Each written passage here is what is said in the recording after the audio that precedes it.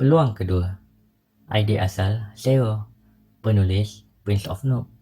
Pelukis Dreams.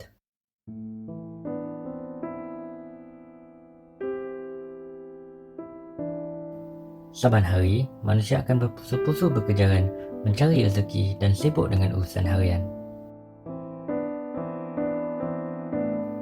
Mereka tiada masa untuk ambil peduli urusan dan kesusahan orang lain kerana ianya hanya akan membazir masa mereka sahaja.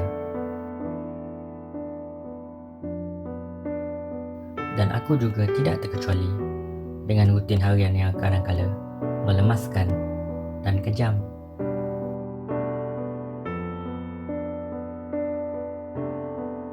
Imbas kembali. Alamak, aku dah terlewat. Ni semua sebab bateri handphone aku mati. Lupa nak charge malam tadi. Pagi-pagi lagi aku dah kena menghadap situasi macam ni. Bungkusan sampah. Siapa yang bijak sangat buang sampah kat sini?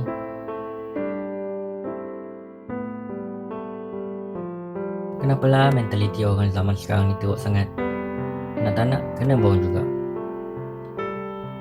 Rasanya aku masih sempat lagi nak sampai pejabat sebelum 8.30 pagi. Masih ada 30 minit ni.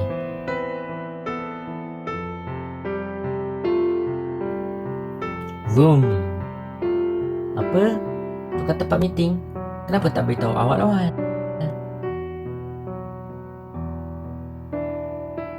Apa? Pon-pon. Aduh, sakitnya. Aduh, tak guna punya budak. Habis jalan kereta aku. Budak ni bawa motor buta ke? Menyusahkan hidup aku betul.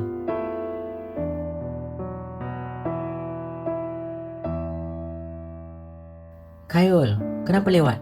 Tahu tak sekarang ni dah sudah pukul berapa? Maaf tuan, saya kemalangan tadi. Itulah awak bawa motor macam pelesit. Dah, saya tak nak dengar apa-apa alasan lagi. Awak accident ke apa ke, itu masalah awak.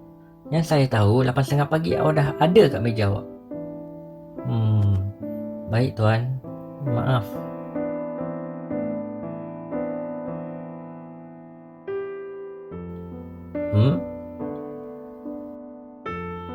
Kadang-kadang aku rasa sangat letih dengan semua ni.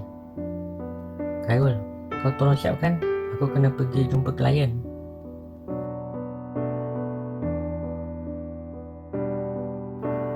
Kadang-kadang aku benci dengan manusia. Benci dengan diri sendiri. Kepercayaan aku terhadap nilai kemanusiaan sudah hancur sama sekali. Mulai hari ini, aku hanya akan pentingkan diri sendiri dan takkan pedulikan orang lain lagi.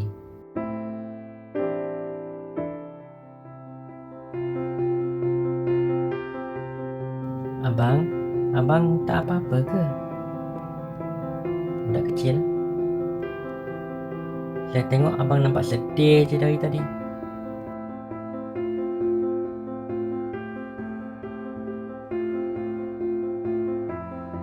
Abang duduklah di kursi saya ni. Saya tak kisah sebab saya masih muda dan kuat. Nah, mak saya bagi air ni ke abang. Abang senyumlah ya. Aku tersilap. Nilai kemanusiaan itu sentiasa wujud. Dan kitalah yang bertanggungjawab untuk memeliharanya agar tidak hilang. Mungkin aku harus memberi peluang kedua kepada kemanusiaan dan diriku sendiri. Sekian. Terima kasih.